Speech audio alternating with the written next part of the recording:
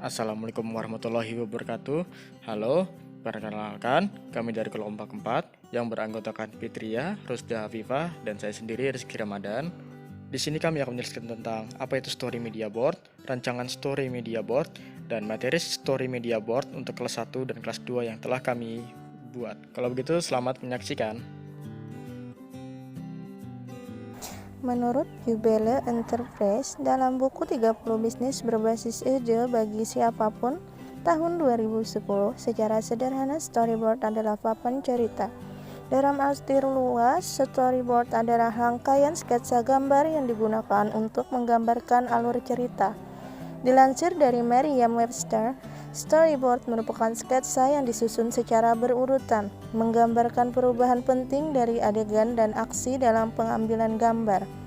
Biasanya storyboard digunakan dalam film, acara televisi, ataupun lainnya. Jadi dapat ditarik kesimpulan bahwa storyboard adalah sebuah sketsa gambar yang digunakan untuk menggambarkan dalam suatu cerita.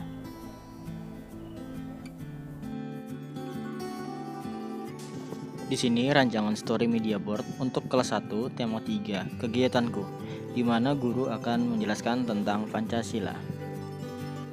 Kemudian guru di sini di dalam kelas memberitahukan kepada murid bahwa Pancasila terdiri dari atas 5 sila.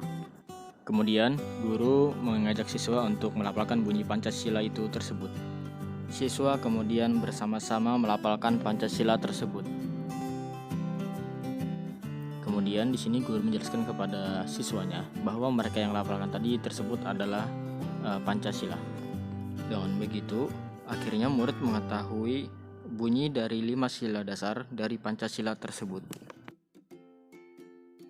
Baik, di sini saya akan menyampaikan tentang pemaparan materi pada media storyboard yang kami buat, terutama pada kelas 1. Materi yang kami ambil adalah mata pelajaran pembelajaran PKN SD, yaitu tentang Pancasila. Pada media storyboard yang kami buat, kami di sini memperkenalkan materi pada Pancasila ini adalah yaitu menjelaskan tentang pengertian dari Pancasila itu sendiri. Pancasila merupakan merupakan ideologi dasar negara Republik Indonesia yang memiliki pengertian yaitu adalah Pancasila adalah ideologi negara Indonesia yang terdiri 5 dasar.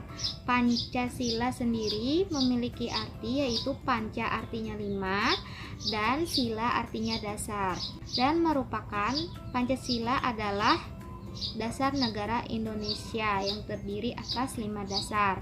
Pada media storyboard yang kami buat di sini, guru mengajak sebelum kegiatan pembelajaran, yaitu siswa diajak oleh guru untuk melafalkan Pancasila. Yang terdiri atas Pancasila itu sendiri adalah bunyinya: 1. Ketuhanan yang Maha Esa, 2. Kemanusiaan yang adil dan beradab, 3. Persatuan Indonesia, 4. Kerakyatan yang dipimpin oleh hikmat, kebijaksanaan dalam permusyawaratan perwakilan, 5. Keadilan sosial bagi seluruh rakyat Indonesia.